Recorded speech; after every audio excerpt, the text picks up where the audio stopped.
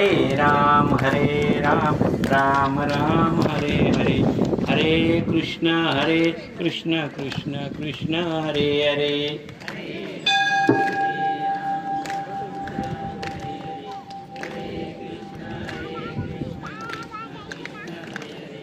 हरे राम राम राम हरे हरे, हरे कृष्ण कृष्ण कृष्ण हरे हरे।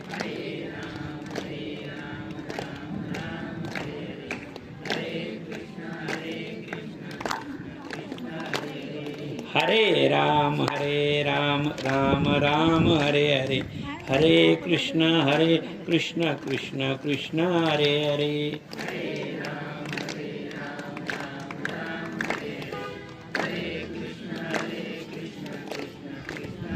पुंडलिक वरदारी विठ्ठल श्री ज्ञानदेव तुकाराम, पंढरीनाथ भगवान की जय, माऊली ज्ञानेश्वर महाराज की जय, जगद्गुरु तुकाराम महाराज की जय, पुरुषोत्तम भगवान की जय, अधिक मास भगवान की जय। वक्रतुंड महाकाय सूर्यकोटि समप्रभ, निर्विघ्नं कुरु मे देव सर्वकार्येषु सर्वदा। पांडुरंगा करू प्रथम नमन, दुसरे चरण संताचिया, त्यांच्या कृपादाने कथेचा विस्तारू, बाबाजी सद्गुरु दास तुका जयांची केलिया स्मरण, होय सकळ विद्यांचे अधिकरण, तेची दुसरी चरण श्रीजींचे ते नमस्कारोण आता। काय माझी वाणी मानेन संतांसी, रंजवू चित्तासी आपुलिया, माझी वाणी तुझे वर्णी गुणनाम, ऐसे देई प्रेम काही कळा, मस्तक हे पायावरी या वारकरी संतांच्या। वक्रतुंड महाकाय सूर्यकोटि समप्रभ, निर्विघ्नं कुरु मे देव सर्वकार्येषु सर्वदा। श्री गणेशाय नमः। इंदिरामणे शेषाशायी, तुम्ही उत्तम कथिले सर्वही, उपास करण्याविषयी समर्थ नाही जयाशी, तया सर्व पापक्षय। ऐसे अधिकमासी काय करावे, ते मज सांगावे निसंशय, कृपा करून सांगीजे ते ऐकून वैकुंठ नायक, म्हणे हे प्रिया सांगतो ऐक, उपवास करण्याविषयी देख, सामर्थ्य नसे जयासी। मागील अध्यायामध्ये आपण स्नानाचं कर्म बघितलं, परंतु लक्ष्मी मातेची अशी शंका आहे की जर एखाद्याची शारीरिक परिस्थिती अशी नसेल की तो स्नान करू शकत नाही, तर तो जर स्नान करू शकत नसेल तर त्याला अधिक मासामध्ये पुण्य प्राप्त होईल का? नीट लक्षात घ्या हं।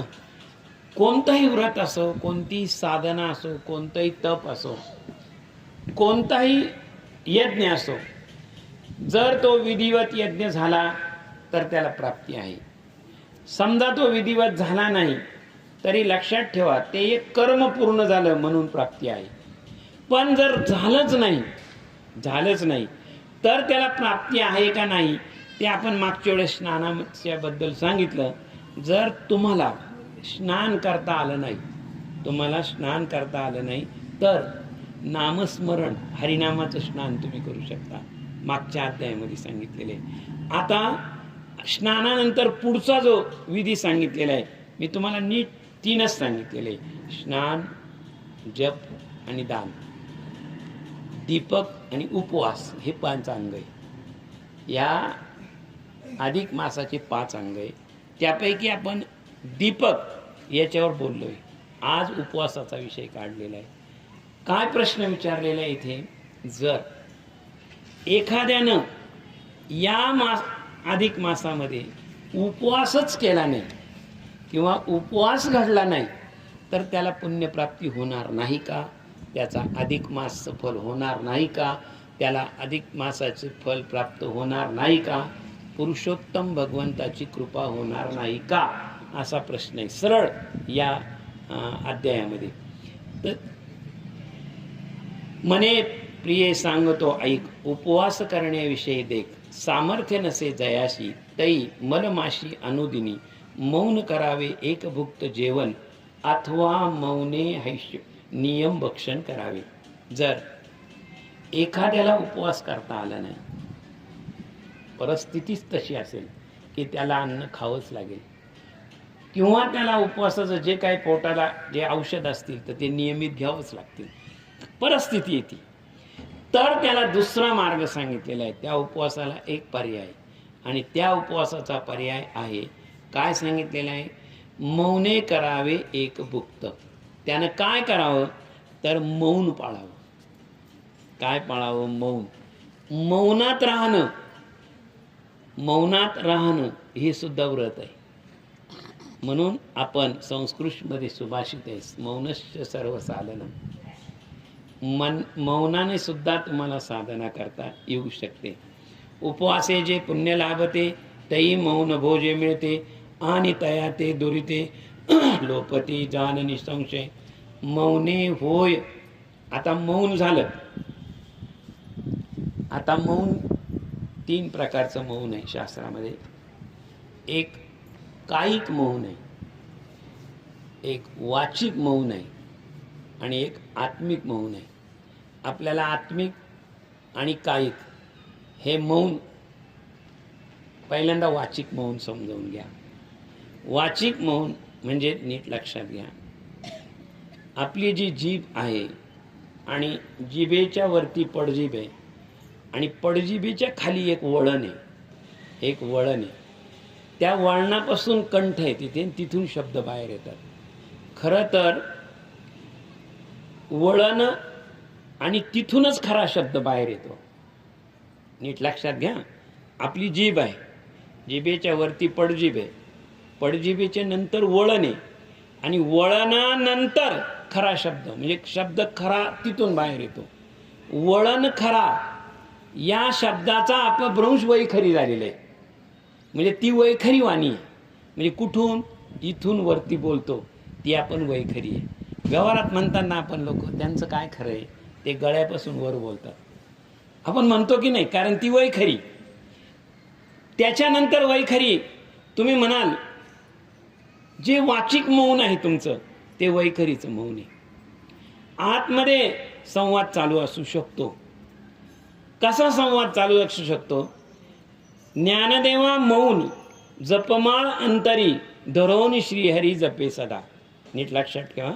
वरवर अवस्था माऊलींची कशी आहे? ज्ञानदेवा मौन, ज्ञानदेव मौनात बसलेले, बरोबर आहे की नाही? ते स्वतः वाचिक मौन धरलेले. ज्ञानदेवा मौन जपमाळ अंतरी, जपमाळ अंतरामध्ये चालू आहे. तुम्ही हा प्रश्न विचारा तिथे, किंवा तुमच्या मनामध्ये शंका उपस्थित राहिली पाहिजे. मूळच तो हरिपाठातला 26 नंबरचा अभंग आहे. एकतत्व नाम दृढधरी मना, हरिसी करुणा येईल तुझी. ते नाम सोपे रे रामकृष्ण गोविंद, वाचेसी सद्गत जपे आधी. नामा परते तत्व नाही रे अन्यथा, वाया अनिक पंथा जासी जनी. ज्ञानदेवा मौन जपमाळ अंतरी धरोनी श्रीहरी जपे सदा. याची पुन्हा 3री ओळ बघा काय या अभंगाची. एकतत्व नाम दृढधरी मना, हरिसी करुणा येईल तुझी. ते नाम सोपे रे रामकृष्ण गोविंद, वाचेशी सदगत, वाचेशी सदगत जपे आधी. वाचेशी सदगत जपे आधी. नीट समजावून घ्या. माऊलींच्या हरिपाठात हे जे रहस्य आहे, या रहस्यावरच एक ग्रंथ लिहिलेला आहे बाबाजी पंडितांनी. आणि बाबाजी पंडितांनी वेदांत केशरी बाबाजी पंडित यांनी हरिपाठ रहस्य नावाचा एक ग्रंथ लिहिला. आणि त्या ग्रंथामध्ये त्यांनी माऊलींच्या या सगळ्या रहस्य सांगितलेले आहेत. माऊली वाचेशी सदगत जपे आधी अगोदर सांगतात, तुझ्या वाचेने हरीचं नाम घे, आणि कधी? सतत घे. सदगती, सदगती म्हणजे काय? त्या गतीने घे तू. आणि त्याच अभंगामध्ये शेवटी म्हणतात, ज्ञानदेवा मौन जपमाळ अंतरी धरोनी श्रीहरी जपे सदा. इकडे पहिल्या ओळीमध्ये, 3ऱ्या ओळीमध्ये म्हणतात वाचेनी सतगत जपे आधी, आणि शेवटच्या ओळी म्हणतात मौन, शरीराचं मौन. ज्ञानदेवा मौन जपमाळ अंतरी धरोनी श्रीहरी जपे सदा. या दोन गोष्टी नीट लक्षात घ्या. ज्या अर्थी इथे दोन वाचा सांगितलेले आहे, वाचा, त्या अर्थी नीट लक्षात घ्या. इथे ज्यावेळेस आपण बोलतो ही आपली वैखरी आहे. मी शांत बसलो मी शांत बसलोय म्हणजे फक्त माझी वाचेत मौन आलेलं आहे. परंतु मी शांत झालोय म्हणजे माझ्यामध्ये जो परमेश्वर आहे, माझ्यामध्ये जो आत्मा आहे, जो श्रीहरी आहे, तो शांत नाही आहे. अशा अवस्थेमध्ये जाऊन पोहोचाल तुम्ही मौनानं. बाहेरच्या जगाशी कोणाशी बोलायचंच नाहीये. जर तुमचा संवाद बाहेरच्या लोकांशी थांबलेला आहे तर तुमचा संवाद आपोआप अंतरात्म्याशी होईल. आणि अंतरात्म्याशी संवाद होणं म्हणजे शेवटचं चरणाची अनुभूती आहे. ज्ञानदेवा मौन जपमाळ अंतरी धरोनी श्रीहरी जपे सदा. हरिपाठाचं एक चरण आहे, त्याच्यातच सांगितलेलं आहे. आपण बऱ्याचदा म्हणतो हरिमुखे म्हणा पुण्याची गणना कोण करी. याचं रहस्य बाबाजी पंडितांनी सांगितलेलं आहे. असा अर्थ आहे आपला. मी त्या दिवशी हरिदासाचा अर्थ सांगितला. हरिमुखेचा अर्थ असा सांगतो आपण, हरिमुखे म्हणा पुण्याची गणना कोण करी. मला हा मुद्दा आहे तुम्हाला सांगायचा आहे. हरिमुखे म्हणा इतकं सोपं, याच्यात पुण्याची गणना होणार नाही का? हरिमुखे म्हणा नीट लक्षात घ्या. आता थोडा वेळ सांगतो, मौनावर सांगतो. म्हणून एक शेजारी आहे ना, शेजारी म्हणजे एका आईचे 2 मुलं जेवत होते. एक आईचे 2 मुलं जेवत होते आणि जेवत असताना एक घरातून आवाज येत होता, बेटा तू उजव्या हाताने जेव किंवा डाव्या हाताने जेव, असं म्हणतो का? आपण म्हणतो ना, नीट जेव, बरोबर आहे की नाही? परंतु त्या मुलाचं जेवण एखाद्या तुम्ही बाहेर उभे ना, आईमध्ये सांगते बेटा हाताने जेव, बेटा 2-3 वेळा सांगते ती आई, हाताने जेव. आता इथं तुम्हाला शंका निर्माण झाली पाहिजे, बरोबर आहे की नाही?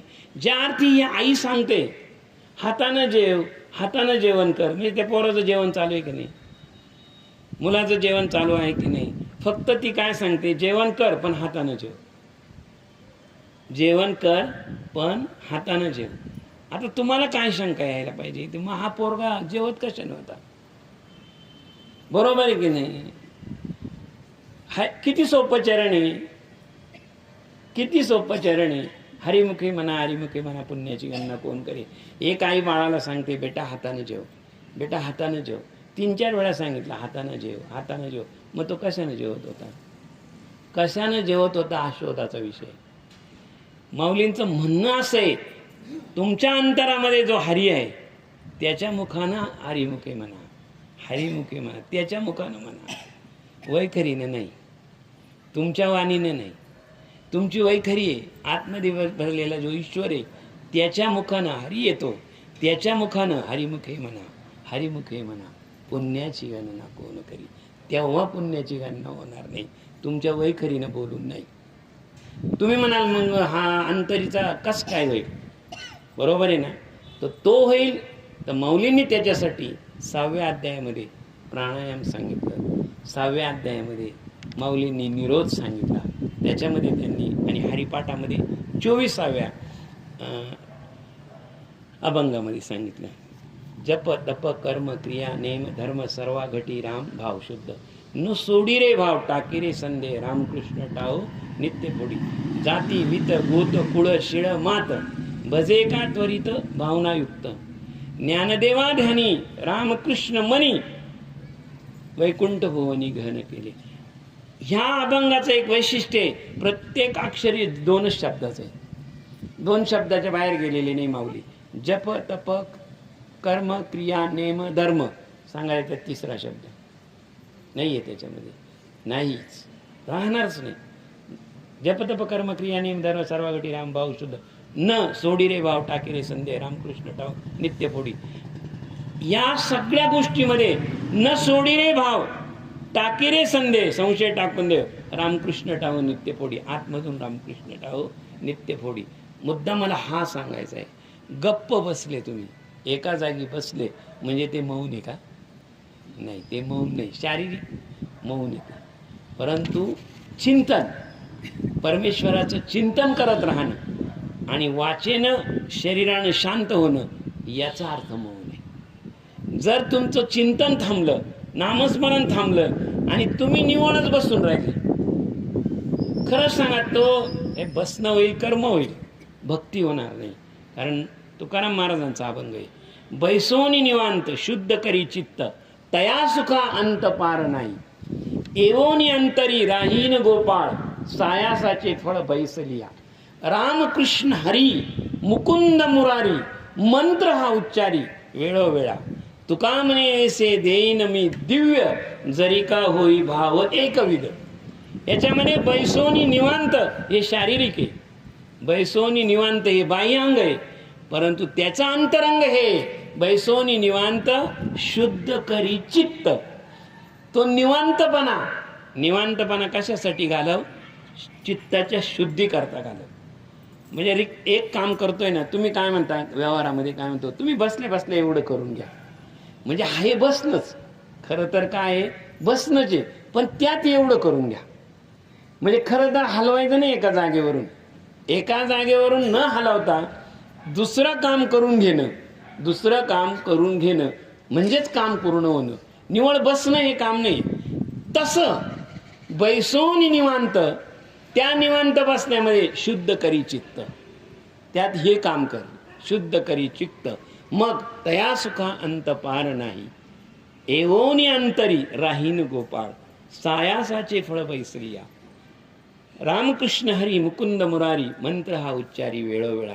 पुन्हा एकदा सांगतो, निव्वळ गप्प बसणं, निव्वळ गप्प बसणं म्हणजे मौन नाही. नाही. आता पुढे बघा, उपवासे जे पुण्य लाभते, तेची मौना माझे मिळते, आणि तयाने ते धुरते लोपती निसंशया. उपवासाचं जे फळ आहे तेच फळ मौन धरण्यात आहे.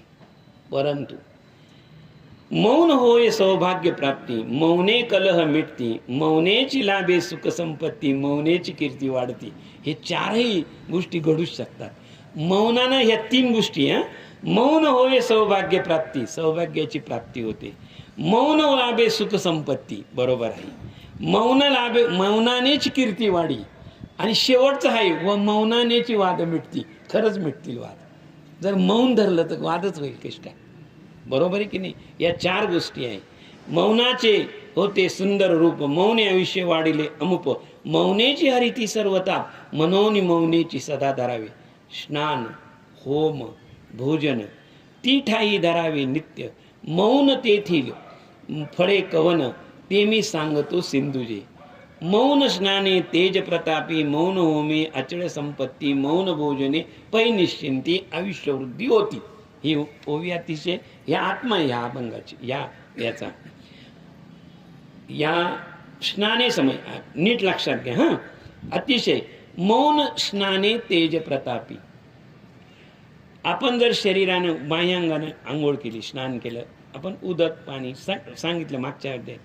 खरं सांगा, तुम्हाला कितीही आळस आलेला असेल, कितीही आळस आलेले असेल, सकाळी उठल्यानंतर, सकाळी जर उठलं आणि सकाळी उठल्यानंतर एखाद्या माणसाला म्हटलं झोपेतून उठला की लगेच पळू नये, तर तो पळू शकत नाही, नाही पळू शकत. कारण रात्रभरचा आराम आणि त्याच्या अंगात तो जडपणा आलेला असतो. तो जडपणा कुठपर्यंत? तो जडपणा कुठपर्यंत? तुमची आंघोळ होईपर्यंत. एकदा का तुमचं स्नान झालं का तुमच्या शरीरामध्ये तेज आल्याशिवाय राहत नाही. तेज येणारच. मौन हे तेज आणतच. मग मला सांगा, जर तुम्ही एक आंघोळ केली, बादलीभर पाण्याची आंघोळ केली, तर तुमच्या शरीरात तेज येतं. तर तुम्ही नामस्मरण केलं तर तुमच्या आत्म्यामध्ये तेज येणारच. नामस्मरण ही आत्म्याची आंघोळ आहे आणि बादलीभर पाणी ही शरीराची आंघोळ आहे. पहिलं ओवी सुटली. मौन होय अचळ संपत्ती. बरोबर आहे. आता तुम्ही म्हणाल इथं अचळ संपत्ती, बरं का. जेव्हा अचळ शब्द म्हणला तर चळ आलाच पाहिजे तुम्हाला. अचळ प्रत्यय लागलेला आहे. अचळ संपत्ती, चळ संपत्ती. आता आपण जर म्हटलं तर आमच्या कायद्यातही तेच आहे. मुव्हेबल प्रॉपर्टी, डॉक्टर साहेबांनी इमूव्हेबल प्रॉपर्टी हेच आहे. चळ संपत्ती आणि अचळ संपत्ती. चळ म्हणजे काय? चळ म्हणजे नष्ट होणारी. तुम्ही चळ होणारी आंघोळ केली आज, तुम्ही आंघोळ केली कुठपर्यंत तुमचा, तुम्ही दुसऱ्या दिवशी झोपले तर त्या आंघोळीचं फल आणि पुण्य संपलं की नाही. दुसऱ्या दिवशी तुम्हाला आंघोळ करावीच लागेल. जे नष्ट होतं ते चळ आणि जे नष्ट होत नाही ते अचळ. म्हणजे चळ म्हणजे नष्ट होणे.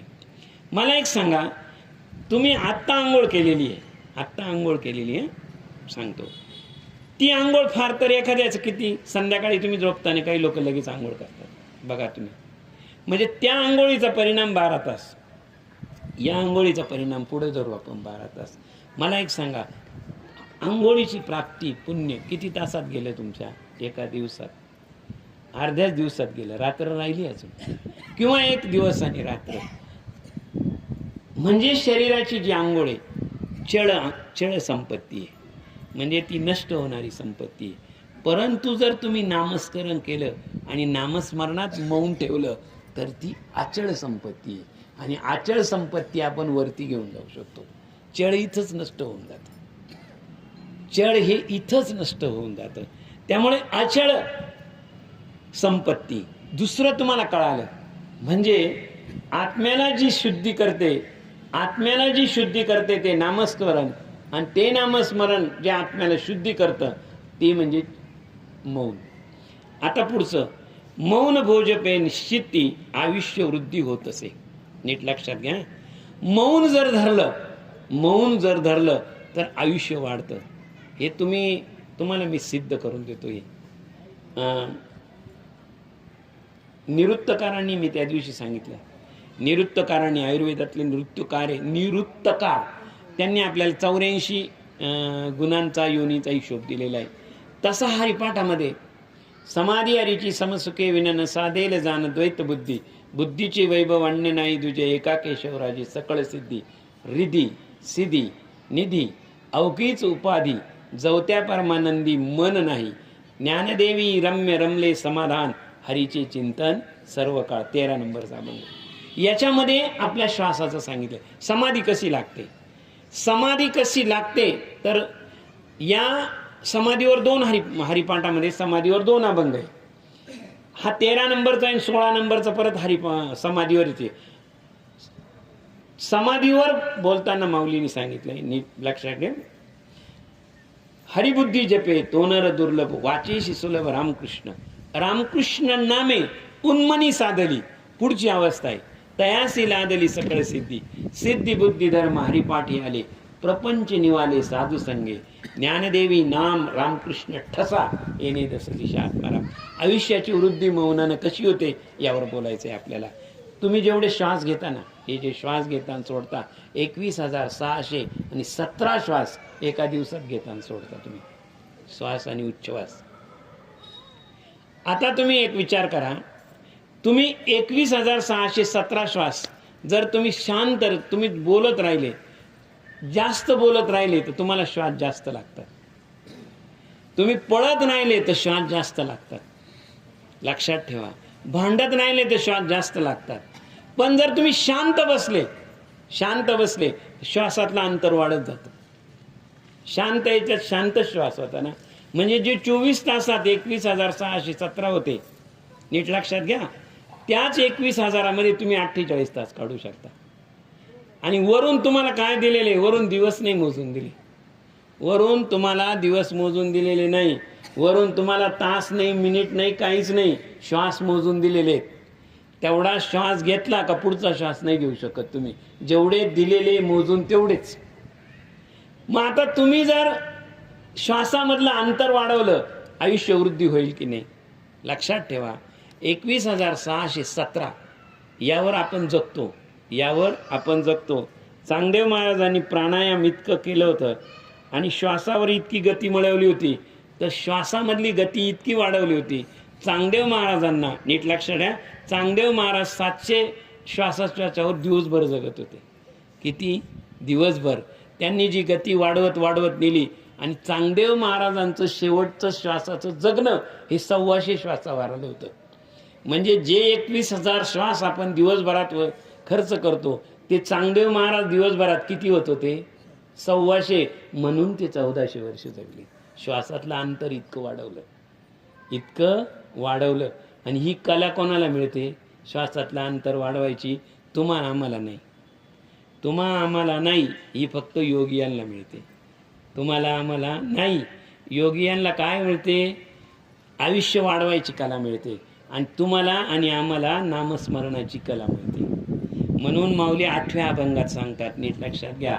संतांचे संगती मनोमार्ग गती, आकळावा श्रीपती येणे पंथे. रामकृष्ण वाचा भाव हा जीवाचा, आत्मा जो शिवाचा राम जप. एकतत्व नाम साधती साधन, द्वैताचे बंधन न बाधीजे. नामामृत गोडी वैष्णवाला दली. नामामृताची गोडी कोणाला मिळते? फक्त वैष्णवाला मिळते. योगिया साधली जीवन कळा. योगियाला काय वाढलं? फक्त जीवन वाढवायची, आयुष्य वाढवायची कला साधली. नामामृत नाही मिळालं, तो त्याच याच्यात राहिला. एक श्वास घ्यायचा, थांबायचं, सोडायचा. त्याचं सगळं लक्ष कुठे आहे? श्वासावर. श्वासातलं अंतर वाढवत 1400 वर्ष जगला, पण एकदाही नामस्मरण झालं नाही.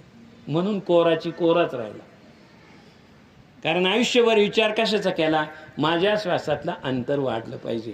अंतर वाढता वाढता त्यांनी काय केलंय? घेतलेला श्वास सारखा मोजत राहायचा, किती वेळ राहिला. आणि मग सोडताना, म्हणजे घेताना कोणावर लक्ष होतं? श्वासावर. म्हणजे त्याला म्हणतात आरेख. कुंभक दाबून धरला, त्यावेळेसही लक्ष कशावर होतं? श्वासावरच होतं. आणि सोडताना हळूहळू सोडायचा, म्हणजे लक्ष कुठं होतं? श्वासावरच होतं. या श्वासाच्या या कलेनं काय वाढलं? त्याचं आयुष्य वाढलं फक्त. पण त्या कलेमध्ये त्याला नामस्मरण झालं का? नाही. म्हणून नामामृत गोडी वैष्णवा लादली, योगिया साधली जीवन कळा. वरती नामदेव महाराज आहे आणि खाली चांगदेव महाराज. वरती कोणाचं वर्णन आहे? नामदेव महाराजांचं वर्णन आहे. ज्यांनी नामस्मरणातून परमेश्वराची प्राप्ती केली. इतकं नामस्मरण केलं की स्वतः पांडुरंगाला पायरीवर बसावं यायला लागलं. आणि यांनी इतकं योग सामर्थ्य वाढवलं, 1400 वर्ष जगले. परंतु केवळ श्वासावर अभ्यास करत बसले, कधीच नामस्मरण झालं नाही. म्हणून फक्त कला जमली, पुण्य जमलं नाही, ज्ञान आलं नाही, भक्ती आली नाही, काहीच आली नाही. आता इथं मुद्दा आहे, चांगदेवासारखं आयुष्य वाढवायचं का नामदेवासारखी भक्ती वाढवायची? तुमच्या हातामध्ये. किंवा ज्ञानदेवांसारखं दोघांचा सहयोग करायचा. योगही आहे माऊलींकडे आणि भक्ती आहे. ज्ञानेश्वर माऊली म्हणजे 2, भक्ती आणि योग यांचं सामर्थ्य. नामदेव महाराज म्हणजे निव्वळ भक्ती आणि चांगदेव महाराज म्हणजे निव्वळ योग. तिथं भक्तीचा लवलेश नाही. आणि भक्तीचा लवलेश करण्यासाठी मुक्ताबाईला माऊलींना सांगून 65 ओव्यांचा उपदेश करावा लागला. आणि तो उपदेशाचा अभंग म्हणजे चांगदेव 65. मला मुद्दा हा सांगायचा आहे. आता मी तुम्हाला 3 संतांचे दृष्टांत दिले, नामदेव महाराज, ज्ञानेश्वर माऊली आणि चांगदेव महाराज. तुम्हाला अधिक मासामध्ये मौन सांगितलेलं आहे. म्हणजे ह्या तिघांच्या बरोबरीचं पुण्य साधता येईल. पण कधी? जर तुम्ही मौन पाळलं, वाचेचं मौन पाळलं आणि जर परमेश्वराचं नामचिंतन केलं तर हे साध्य जाणार आहे. नाही तर काय होईल?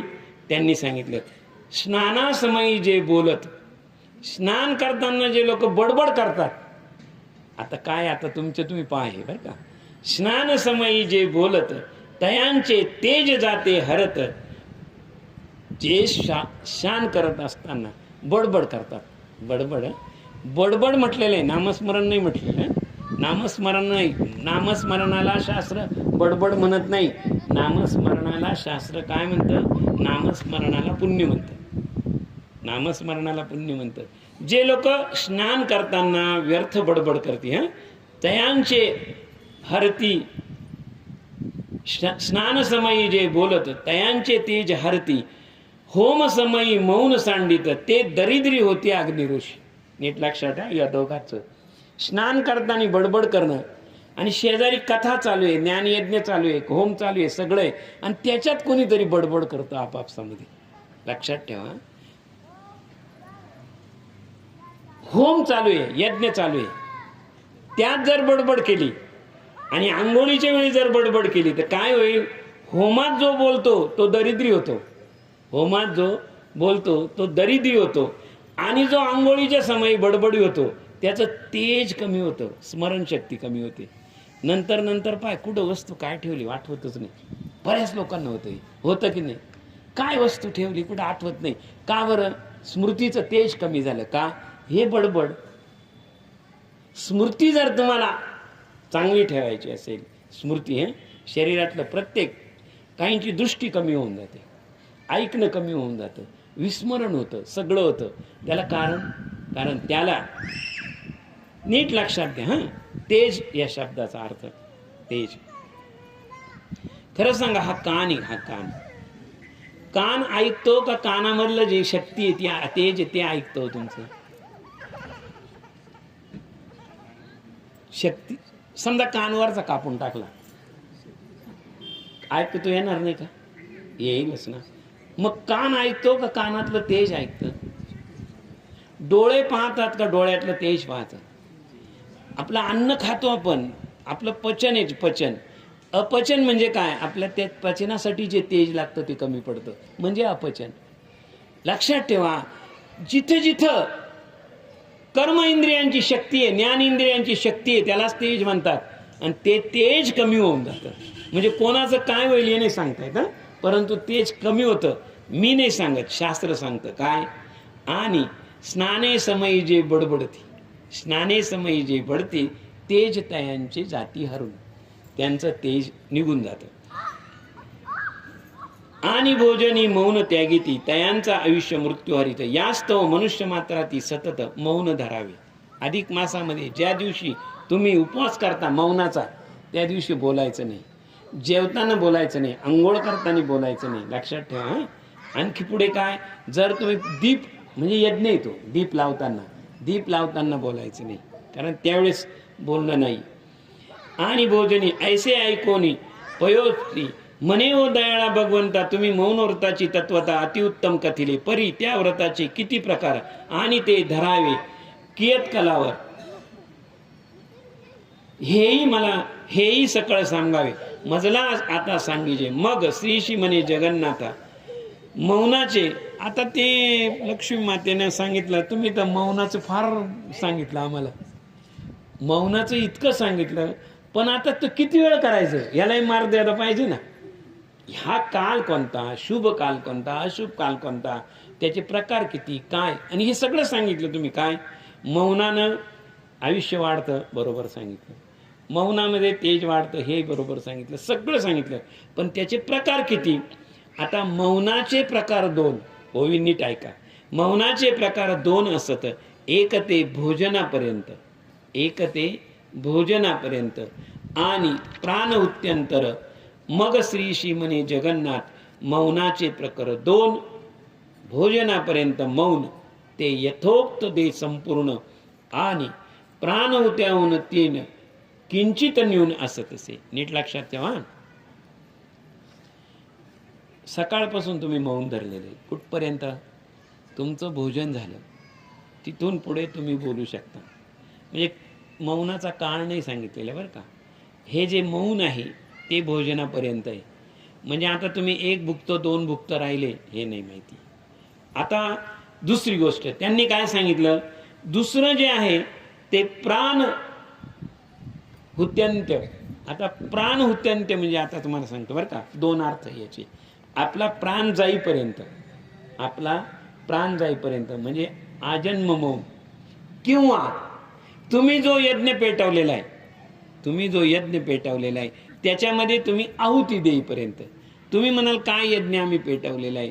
तुम्ही घरामध्ये ज्या दिवशी उपवास करता त्या दिवशी दीप लावलेला आहे, त्या दिवशी तुम्ही दीप लावलेला आहे. दीपाला तुम्ही जोपर्यंत नैवेद्य दाखवत नाही, दीपाभोवती पाणी फिरवत नाही, ताटाभोवती पाणी फिरवत नाही, नीट लक्षात ठेवा, तो एक मौन आहे. ते अर्थात ते मौन एक भुक्त जेवणाचं मौन आहे. जैसे जयाचे होईल तैसे त्याने किये, की जे मौन लभते उत्तमशील आणि पापे नसते. अधिक मासी मौन व्रत करता दया अक्षर फल लाभत, ते हेची पाप नश नयन प्रायश्चित्ता सेपे. आणि जी जी असेल कामना ती मौनेची होते पूर्ण व्रता, मौन व्रताच्या वर्णना सहस्रा वदना शक्ती नोवे. आता हे जे तुम्ही हे सगळं करतायत आणि तुम्हाला हे व्रत सांगतायत, याचा काहीतरी परिणाम असायला हवा. लक्षात ठेवा, जोपर्यंत कर्माचा परिणाम आणि परिणामाचा लाभ दिसत नाही तोपर्यंत कर्मामध्ये मनुष्य प्रवृत्त होत नाही. सोपी गोष्ट आहे एकदम. एखादं कर्म करायचं आहे त्याचा तुम्ही लाभ विचार करा. जर त्याच्यापासून काही लाभ असेल तर आपण कर्मामध्ये प्रवृत्त होतो. तर याच्यामध्ये काय सांगितलं, आणि जी जी असेल कामना ती मौनेची होते परिपूर्ण, मौन फलाची सहस्र वार्ता. देवर्षी नारद पूर्वकल्पात अत्यंत नीच दाशी पुत्र असून ते अधिक मासात मौन पुत्र अर्चिले. नारद ऋषी हे पूर्वी, नारद ऋषींचा पूर्वजन्म कशात आहे, ते नीच कुळात जन्माला आलेले होते. आता नारदाचा नीच कुळात जन्म हा भागवताचा भाग आहे. तरी सुद्धा सांगतो, ज्यांचा ज्यांचा कुळामध्ये नीच कुळामध्ये जन्म झाला, परंतु नारद पूर्वकल्पामध्ये जरी अधम कुळामध्ये जन्माला आलेले असतील तरी त्यांनी अधिक मासामध्ये केलेलं मौन व्रत आणि त्याचं तेने सत्संगती पाहून सत्पुरुषांच्या कृपे टाकून दाशीपुत्रा लागी टाकून विप्रपुत्वा पाळला. तेथेही अधिक मासी त्रिदिनी कुरुक्षेत्री केले उपवास, तेने आता हा ब्रह्मसूत ज्ञान संपन्न झाला असे. ऐसे मौन व्रताचे फल नारदाशी लाभले निर्मळ, तिथी नक्षत्री पर्व काळ तुच्छ सकळ मौना पुढे.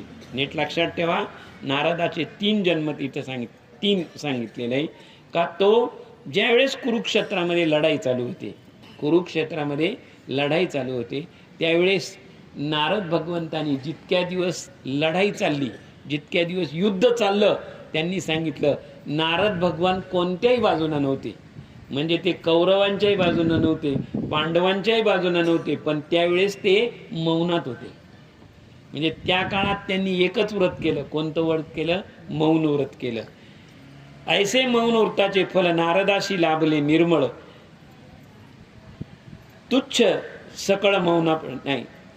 तिथी नक्षत्र वार. आणि तुम्ही म्हणाला ते मौन कधी करायचं, बरोबर आहे का?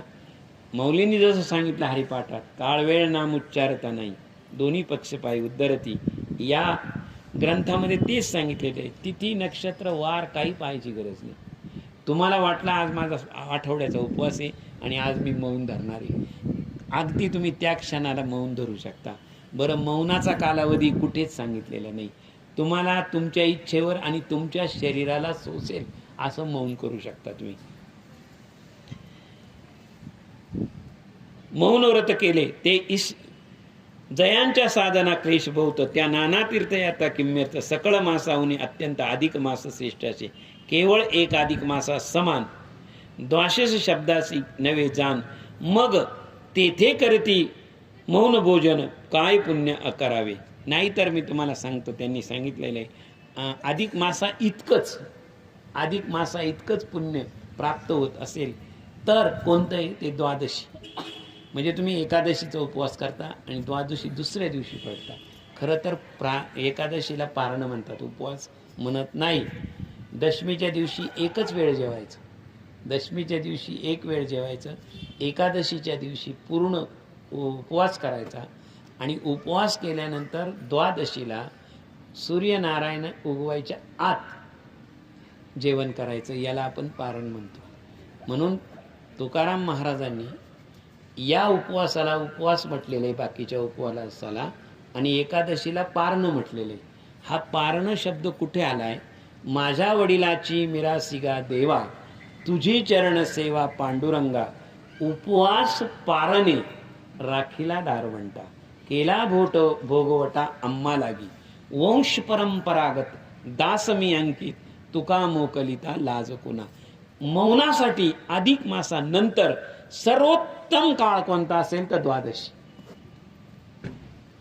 द्वादशी तर सहज करता येईल आपल्याला. द्वादशी, एकादशीचं व्रत पूर्ण झालेलं असतं, दुसऱ्या दिवशी सकाळी आंघोळ करायची आणि द्वादशी सोडायची. द्वादशी सोडताना नीट लक्षात ठेवा, अंबरीश राजा आहेत, त्याची कथा सांगितलेली. एक आचमन पाणी घेऊन पिलं तरी त्याच्यावर द्वादशी सोडता येते. अगदी जेवण केलंच पाहिजे असं काही नाही. द्वादशीचं व्रत किंवा द्वादशी हा मौनासाठी अत्यंत पवित्र काळ सांगितलेला आहे. अधिक मासीच्या मौन भोजनेशी तुळित्या मोदीन दानाशी साम्य न होता विधी विष्णुमयेशी निश्चयेशी कथिल्याशी सर्व दान आणि अधिक मास तुळेने तुळिता निशेष सकळ दानाहून विशेष अधिक मासाचं भरत असे. मी तुम्हाला हे सांगितले की वरती स्वर्गामध्ये तुळा झाली होती. इंद्रदेवानं सांगितलं इतका काय अधिक मासाचा महिना चाललाय, हे अधिक मासाचं पुण्य काय इतकं आहे का? अधिक मासाचं पुण्य आहे ते म्हणे तुम्हाला शंका आहे ना. ब्रह्मदेव काय सांगितलं, ही शंकाच ठेवायची नाही. आपण काय करू, एक तुळा आणा म्हणजे काय, तुळा केल्यानंतर एका वजनामध्ये अधिक मास ठेवला आणि तुम्हाला जेवढे व्रत ठेवायचे ते याच्यात इतरात ठेवा. सगळे व्रत सगळ्या देवांनी ठेवले, पण अधिक मासाचं माप मात्र खालीच राहिलं अधिक मासामध्ये, त्या मासामध्ये. म्हणून इथं परत तो शब्द आलेला आहे, ती ओळ आलेली. सर्व दाने अधिक मासे तुळेने तुळता निशेष सकळ दानाहून विशेष अधिक मासाचं भासे. येथे यथाविधी स्नान करती ते धन्य होते त्रिजयकती आणि या माझी दीप उजळती ते धन्य होते अस्ति निश्चय. आणि मौन व्रत जे आचरती त्याहून धन्य नाही निश्चिंती. येथेची अर्चन आदी कर्मे निश्चिती आजन्म कर्मे पापे नसती. आणि मौन याच्यासाठी कोणतंही कर्म नाही. तुम्ही आत्ता सांगितलं रामकृष्ण हरी आणि तुमचं मौन सुरू होईल. परत एक करा, ज्या मंत्रानं तुम्ही रामकृष्ण हरी सुरू केलं त्याच मंत्रानं तुम्ही रामकृष्ण हरी मौन सोडू शकता.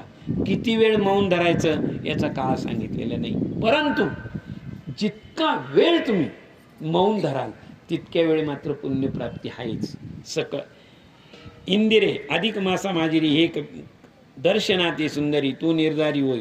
जयांनी मजभक्ती वाहिले अधिक मासी मौन भोजन केले त्या धर्मरक्षार्थ फले साधिले निश्चय. शत वर्षे करिता उपोषणी जे पुण्य लाभले मानवा कारणे ऐसे एके मौन भोजने लभते जान पद्मालय. जर तुम्ही आयुष्यभर वाराचे उपवास करत असेल, नीट लक्षात घ्या, वाराचे, कोणी गुरुवार करतो, शनिवार करतो, म्हणजे वाराचे उपवास असतात हे व्रत म्हणून. जर तुम्ही आयुष्यभर व्रताचे वार केले आणि एक मौन उपवास केला अधिक मासामध्ये, तर आयुष्यभराचे तुम्ही केलेले वाराचं व्रत आणि अधिक मासामध्ये एक दिवसाचं मौन व्रत याचं पुण्य सारखं आहे. याविषयी इतिहास एक उत्तम सांगतो प्रिय. अवंतीपुरी वेद शर्मा नापक ब्राह्मण एक वसत असे.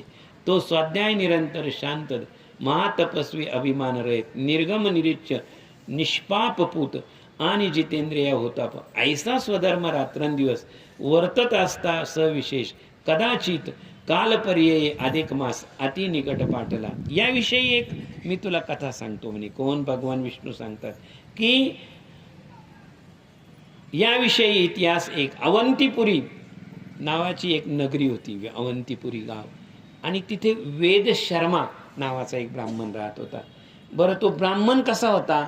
ब्राह्मण म्हणजे सर्व कर्म त्रिकाल संध्या करणारा, वेद जाणणारा ब्राह्मण होता.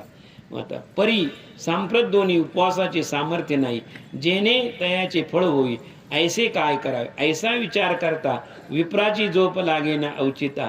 तो स्वस्वप्नी ईश्वरे येऊन स्वतः मौन व्रत उपदेशिले. त्यांनी सांगितलं, जर मी इतकं सगळं करतोय मग मला फलप्राप्ती का नाही? कधी कधी माणसाला बघा बरं का, कधी कधी देवावरही शंका येते. जर मी इतकं सगळं करतो तर गोष्टी माझ्या मनासारख्या का घडत नाही, किंवा मला फलप्राप्ती का नाही? कारण कसं, कोणी करतो तो कशाने करतो, तर काहीतरी तर त्याला फलप्राप्ती असावी व्हावी लागते. त्याच्याशिवाय व्रत आचरण कर्म आचरण हे नसतं. परी सांप्रत माझी या दोन्ही उपवासाचे सामर्थ्य नाही, तरी फळ देई विप्राशी झोप लागली औचिता. ते स्वप्नी येऊन ईश्वरता मौन व्रत उपदेशिले आणि गुप्त झाला भगवान. तो वेद शर्मा जागृत होऊन श्रीहरीचे कृत्य संपूर्ण ऐसे जाणून आनंदला. स्वप्नात येऊन त्यांनी सांगितलं की तू सगळे उपवास करतो, सगळे व्रत करतो, सगळ्या पूजा अर्चा करतो, वेद अध्ययन करतो, परंतु आजपर्यंत अधिक मासामध्ये तुझ्याकडून मौन व्रत झालेलं नाही. किंवा तुझा मौनाचा उपवास झालेला नाही. नेत्री चालल्या हां आणि गुप्त झाला भगवान. वेदशर्मा जागृत हरीचे कृत्य पाहून पूर्ण आनंदला. नेत्री चालल्या प्रेमधारा म्हणे हे काय केले शारंगधरा. कृपा माझी पामरा उद्धारवया तू येसी. दीनवत्सल तव तू अति दाविलेसे विषद. तव उपकार मी मतिमंद कैसा ओ नवतरायो. ऐसे प्रेमानंदे बोलत मोदीनी पडला दंडवत. आणि त्या मासात मौन व्रत चालवले. आता साक्षात भगवंताने येऊन सांगितलं मौन व्रताचं महत्व. आता एक विशेष करा, आपण या ग्रंथात वाचून मी तुम्हाला सांगतोय. आता हे तुम्हाला आत्ता समजतंय, मला वाचताना समजतंय, परत वाचल्यानंतर चिंतनानं मला समजतंय. तरी सुद्धा म्हणजे मी माझा अनुभव सांगतो. हा जर चिंतन केलं वाचलं तुमच्याला पुढे सांगायचं म्हणजे अगोदर ते तर चिंतन वाचन तरी मला आनंद होतो. म्हणजे काहीतरी आपल्याला मिळालंय बरं का. आणि आपल्याला जे मिळालेलं आहे आता मी आपण कोणाला तरी ते देणार आहे. हा आनंद कोणाला होतो? हा आनंद मला होतो. तुम्हाला ऐकल्यानंतर आनंद होतो. मला सांगता हा आनंद कोणातून मिळवलेला आहे? आपण या शब्दांमधून. हा आनंद कोणातून मिळवलेला आहे? या शब्दांमधून, ग्रंथराज मधून मिळवलेला आहे. मला एक सांगा, ग्रंथराजामधून मिळवलेला आहे ते चित्र आपल्या डोळ्यासमोर नाही, डोळ्यासमोर नाही. आपण भगवान विष्णू स्वप्नात दिसतं आपल्याला. मला एक सांगा, पाहणं ही क्रिया कशी आहे? पाहणं, पाहिलं तुम्ही डोळे झाकल्यानंतर जोपर्यंत डोळे उघडे आहे तोपर्यंतच तुम्हाला दिसतं की नाही? बरोबर आहे की नाही? डोळे झाकल्यावर पाहू शकता का तुम्ही? पाहू शकता का तुम्ही? नाही पाहू शकत. बरोबर आहे. आणि मग स्वप्न काय? डोळे उघडे ठेवून पाहता. स्वप्न बघतो की नाही आपण, तेव्हा डोळे उघडे असतात का? नाही. बरं, मग तुम्ही ते लगेच सांगितलं डोळे बंद केल्यानं ते आपल्याला दिसत नाही. मग लक्षात ठेवा, जर उघड्या डोळ्याने आपण हे सगळं बघतो आणि आपल्याला जे स्वप्न पडतं, खरंच सांगा ते स्वप्न आपल्याला जसं उघड्या डोळ्याने आपण पाहतो तसंच असतं ना ते. का आजपर्यंत माणूस पाहायला स्वप्नच पडलं नाही कधी. स्वप्नात आलेली व्यक्ती जशी आपल्याला वास्तवात भेटते तशीच भेटते ना ती, तशीच असते ती. वेगळी असते का काही? नाही. फरक काय असतो? फरक इतकाच असतो का इकडे आपण जागृत अवस्थेमध्ये आणि तिकडे सुषुप्तीमध्ये, म्हणजे तिकडे झोपेमध्ये. आता आपल्याला फक्त का या ग्रंथराजामधून शब्दातून आपल्याला आनंद मिळतो. खरंच सांगा, प्रत्यक्ष भगवंताने स्वप्नात येऊन त्यांना विधी सांगितला, त्यांना किती आनंद झाला असेल. त्यांचा विचार करा. कोणाचा? त्यांचा विचार करा ज्यांना भगवंताने स्वप्नात येऊन हा विधी सांगितला. कोण? ते जे विप्र सांगितलेले, त्यांचं नाव वेदशर्मा. वेदशर्मांना ते कळालं तेव्हा ऐसे प्रेमानंदे बोलत मोदीनी पडला होत मौन वृत्त चालवले. जेव्हा हे कळालं तेव्हा त्याला आनंद झाला. आणि त्या आनंदात बघा बरं का, आनंदामध्ये दोन गोष्टी घडतात. म्हणजे तुम्हाला ते मान्यच करावं लागेल. आनंदामध्ये आपलं शरीर आपोआप हलतं, थांबवावं लागत नाही. बघा बरं तुम्ही, बरोबर आहे की? आणि आपण आनंदामध्ये दोन गोष्टी होत्या. आनंद जिथे आहे तिथं भय नसतं. भीतीमध्ये आनंद येतो का? कधी नाही येत. जिथे भीती आहे तिथे आनंद राहील का? नाही. आनंद ही अवस्थाच अशी आहे, भीती गेली तरच. एकदा का भीती निघून गेली, एकदा का भीती निघून गेली का ती अवस्था कोणती आहे? आनंदमय अवस्था आहे. आणि एकदा आनंदमय अवस्था झाली का माणूस डोलल्याशिवाय राहत नाही. म्हणून आनंदे निर्भय डुलत असे. बरोबर आहे की नाही? सर्व सुख ल्यालो सर्व अलंकार. आनंदाची अवस्था झाल्यानंतर जवळ तिची शुद्ध, मग तेव्हापासून त्यानं काय केलं? जर तो आनंद झालेला आहे, तो डोलायला लागलेला आहे, त्यानं सांगितलं भगवंतानी देऊन जर मला उपदेश केलेला आहे तर आज आपण मौन व्रत करायचं. पण अडचण अशी होती त्याची, हे अधिक मास राहिला होता पुढे. आता मी तुम्हाला कालचीच अवस्था सांगितली. एखादी गोष्ट जोपर्यंत आपल्याला मिळणार नाही तोपर्यंत तिचं काहीच नसतं. पण मिळणार आहे पण का तारीख ठरली का मग मात्र ती तारीख माणसाला झोप येऊ देत नाही, ती तारीख येऊच देत नाही. शुद्ध प्रतिपादेश नित्य मौन भोजन करून अंती समावेशेचे उद्यापन यथासित. ते त्या वेद शर्म्याशी लागले अनुग्रह की जे म्हणून वेगी साक्षात पुरुषोत्तम रथांगी तया सन्निधी पावला.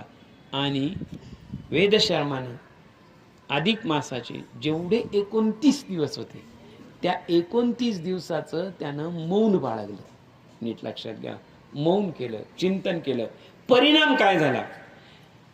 त्या वेद शर्मा लागी अनुग्रह की जे म्हणून वेगी, अनुग्रह म्हणून की जे वेजी साक्षात पुरुषोत्तमे रथांगी तया सन्निधी पातला.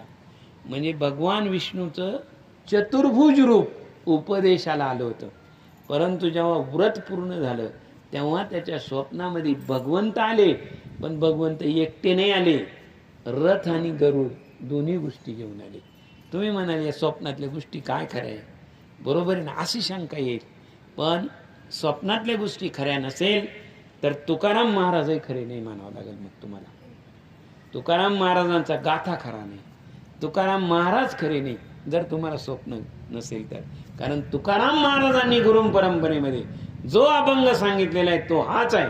सत्य गुरु राय कृपा मज केली परी नाही घडली सेवा काही सापडविले वाटा जाता गंगे स्नाना मस्तकी तो जाना ठेविला कर भोजना मागुती तुप पाऊशेर पडिला विसर स्वप्ना माझी काही केवी कळे काय त्वरा झाली सांगितली खून मालिकेची बाबाजी आपुले सांगतिले नाम मंत्र लिला राम कृष्ण हरी माघ शुद्ध दशमी पाहुनी गुरुवार केला अंगीकार तुका म्हणे.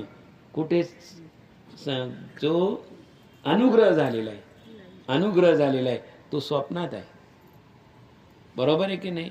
पडिला विसर स्वप्ना माझी, स्वप्नात झालेले.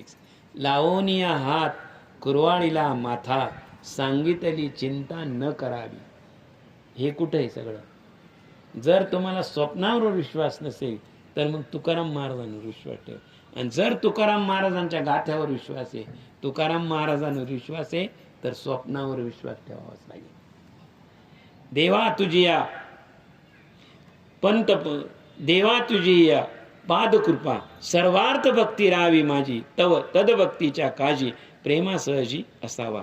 आणि भगवंतानं सांगितलं तू मास अधिक मास पुरुषोत्तम मास याच्यामध्ये व्रत पूर्ण केलेले आहे. तू दीपाचं व्रत केलेलं आहे, तू मौनाचं व्रत केलेलं आहे, तू सर्व व्रत केलेले आहे नव्हे. तू आता काहीतरी माग, व्रत घ्यावं लागेल तुला, घे. त्यावेळेस त्यांनी काय सांगितलं माहिती? हे बघा किती छान आहे. तू पुरवेसी माझी या कामा तरी सांगतो दयाळा. तू द्यायला तयार आहे पण दयाळा तुला एक सांगतो. काय काय सांगतात ते?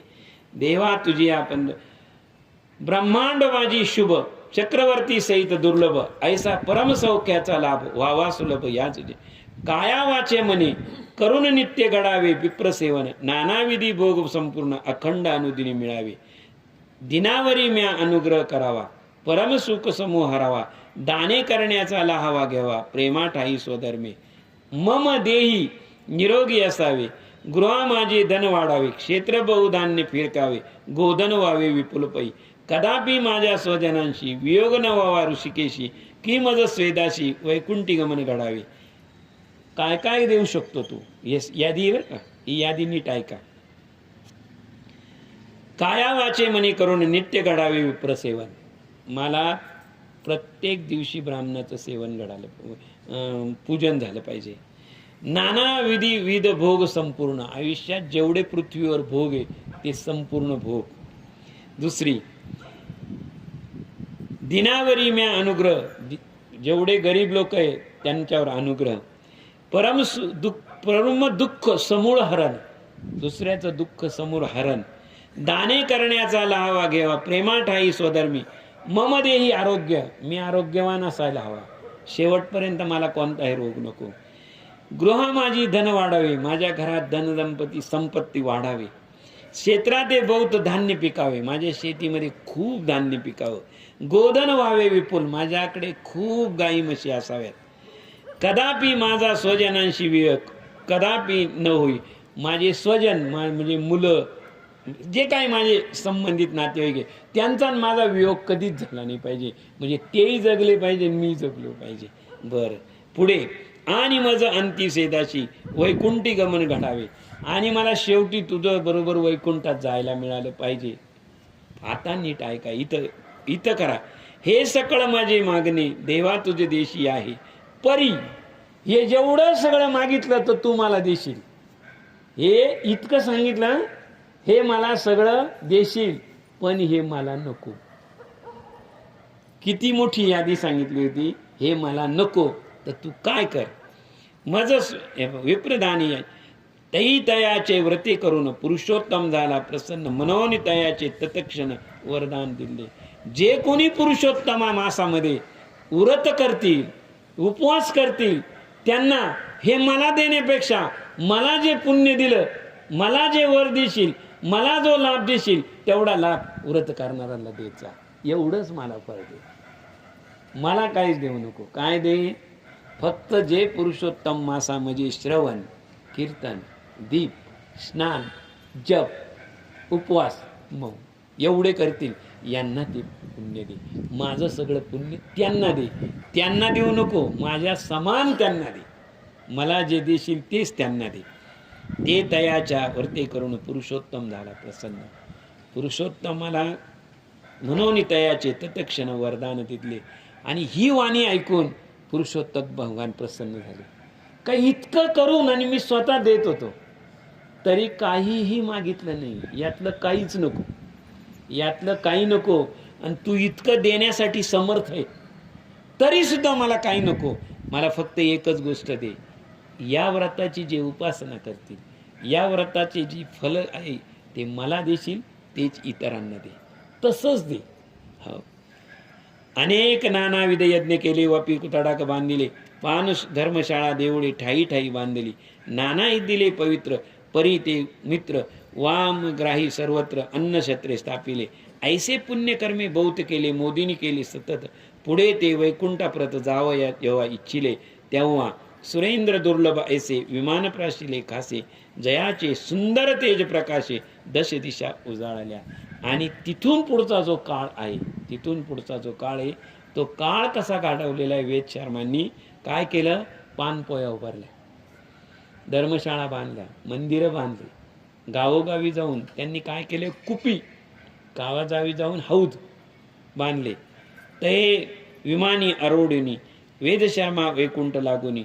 म्हणे व भाग्यवंता ब्राह्मण कृतार्थ झाला तो अधिक मासी, मौन व्रता आचरिले यथार्थ. तयाचे फळ तुझ लागी प्राप्त झाले धनत्री जगती. तेव्हा देवेंद्र लावेग्नी पूजोनी साष्टांग पारित्या झाला.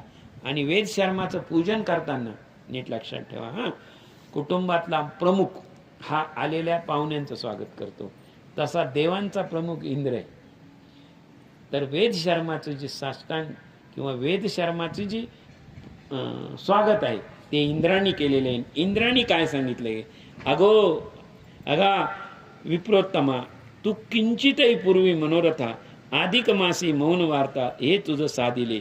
तयाचा एक दिनाचा फळ मज देई सकळ. हे ऐकताची तात्काळ इंद्रासी देता झाला. फक्त एक कर, काय? तू जे मृत्यू लोकामध्ये 29 दिवसाचं व्रत केलेलं आहे त्यातलं 1 दिवसाचं पुण्य मला दे. कोण म्हणतंय? इंद्र म्हणते. कोणाकडे?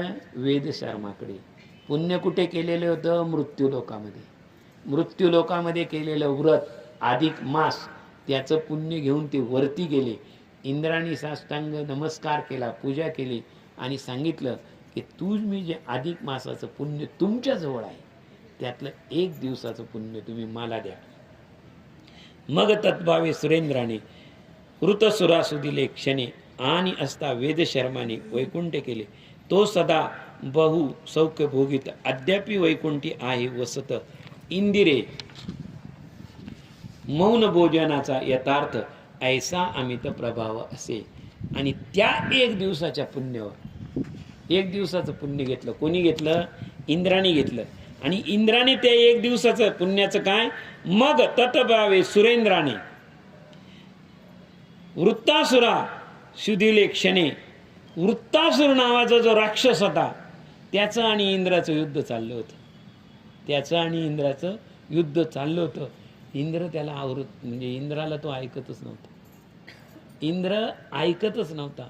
पण ज्यावेळेस वेद शर्माचं 1 दिवसाचं पुण्य इंद्राला मिळालं तर वेद लगेच कोणाचा अंत झाला? वृत्तसुराचा अंत केला, त्या राक्षसाचा अंत केला. लक्षात ठेवा, वृत्तासूर कुठपर्यंत मरत नव्हता. इंद्राचं आणि त्याचं युद्ध होतं. 1 दिवसाचं पुण्य जेव्हा इंद्राला मिळालं तेव्हा मग तत्प्रभावे सुरेंद्राने वृत्तासुर सुदिले क्षणी असो ते पुढे वेद शर्माने वैकुंठी गमन केले. तो सदा बहुत भोगित अद्यापि वैकुंठी आहे वसत. इंदिरे मौन भोजनाचा यथार्थ ऐसा अमित प्रभाव अर्थ मी तुला सांगितला.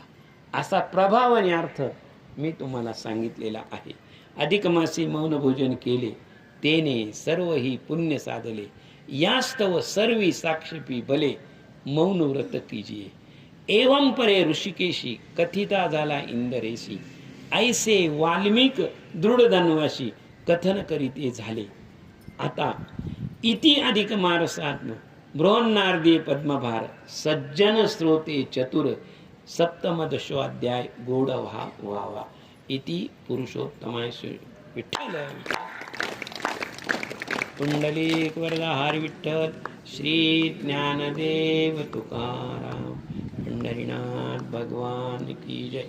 माऊली ज्ञानेश्वर महाराज की जय. आज पुरुषोत्तम भगवान की जय. अधिक मास भगवान की जय. विठ्ठल.